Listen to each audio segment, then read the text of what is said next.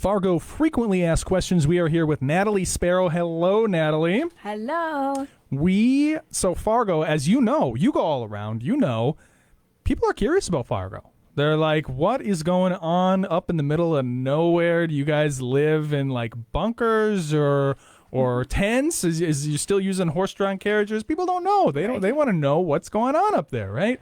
I get all kinds of listener mail. You would not believe piles and piles of it. What I like to do is pick out the ones that are demonstrative of the greater whole, questions that keep coming back over and over and over again, and then see if you can help me answer the questions on air.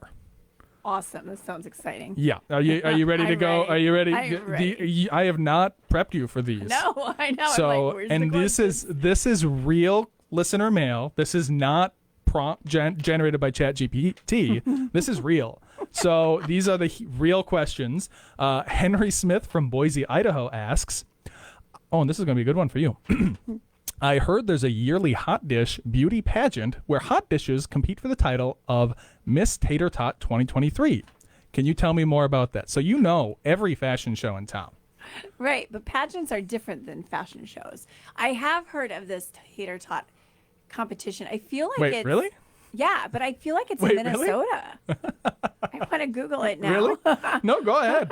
Go ahead. Let's Google stuff. It's in Minnesota. Let's do it. I got no problem Googling things. So, just trying to kill 5 minutes here. I know. Tater. Hold on, Miss Tater Tot. Hot dish. What's a hot dish beauty pageant? So is it the beauty of the, is it the ladies and the ladies themselves are a hot dish? I think it's a myth because I Googled and there's nothing. There's nothing. There. So I think it's been maybe something that we've all joked about and we just never have done, but maybe it's something we should do. But I want to know more about the difference between a beauty pageant and a fashion show. Oh, found it. No way. Real. But live in Googling right here. Minnesota. Yeah. Oh, wow.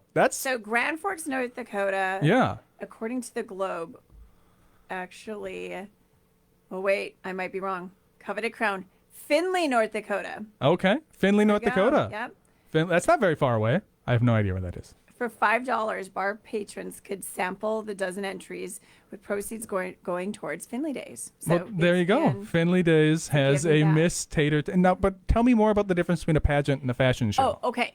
Fashion show, there's no winners. There's no losers. Everybody's a winner. Everybody's a winner. Because they're booked, right? Oh, okay. And the fashion show is more entertainment. I see. And you walk down the end of the runway and you walk back, and that's pretty much it. You're showing off clothing to be sold to people, like getting them excited about that outfit.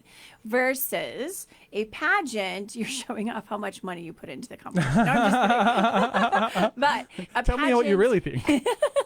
A pageant is more of a personal experience, and you're competing to represent a role, which in most of your pageant cases is going to be a job. So, like, for example, Miss America, that is actually a job that you're applying for. Interestingly, as that may seem. Like, does Miss America get a 1099? Yes. Yep. And she gets paid to make appearances all across America.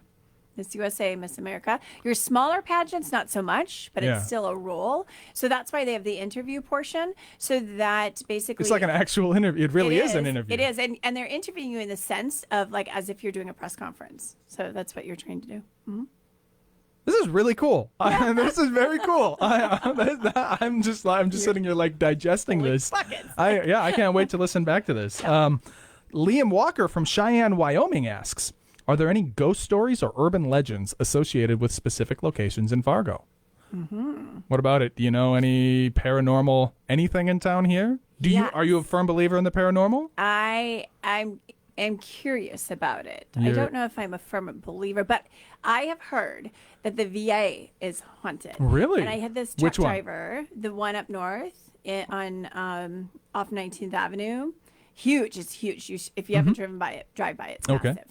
And I think it's Oak Street and 19th Avenue. Okay. And really great hospital for. Oh, the hospital. Yeah, the hospital up there. Yeah, okay. Yeah. Okay. Yep. Yeah, I had a truck driver said that he dropped off. He was at a location to go drop off, and there's nobody around, pitch dark, and he kind of gets lost in this hallway because it's massive, and he runs into this person who leads him to this other place, and like doors were all locked, but the doors opened. Oh. And then once he gets to this place, they're like, just wait here and somebody will be here in a moment, or something to that effect.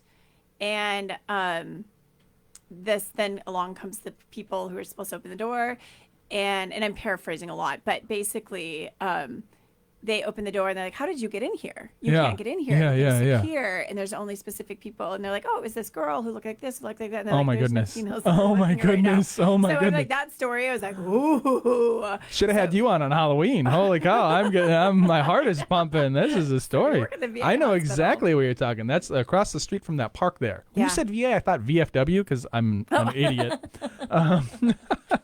It's not beers and networking. No, okay? yeah, no, that's the Shrine. That's a whole other.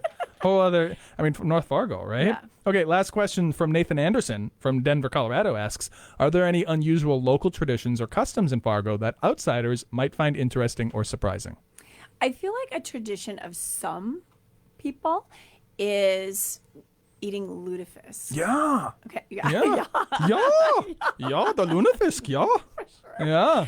I've only smelled lutefisk, and that was when I worked at a nursing home. So you paid the price, but didn't like get the was enjoyment. awful. It's And the worst saw it. part of it is smelling it. You got to smelling eat and it. seeing it. I worked at a nursing home, and they had lutefisk day. I'll bet. Oh my gosh. Talk about, I'm like, why do you hate these people so bad? Because like even the people were like, no, not eating it, because it turns rubbery if it's sitting out. And if you're in the nursing home, it takes quite some time to get people to their seats and then get somebody to help feed. And I felt so bad, and it stunk so bad. It was awful. But I do know, but on the flip side of that, which is a good common Norwegian type tradition, is Lefse. You knew I was going With on that. butter and sugar, baby. Yes. Yeah. You do sugar. Yeah. My husband is adamant that sugar does not belong on it. So on Thanksgiving, we have to do the no sugar and the sugar. I'm like, what a waste. No, Who eats yeah, it? you got to put the sugar on it, baby. That's totally. all about the sugar. Coming up next, we've got Fargo Fresh, but first, we're going to listen to the Beatles and Don't Let Me Down. Don't let me down. Don't go nowhere. And those are awesome. That was awesome. I like that.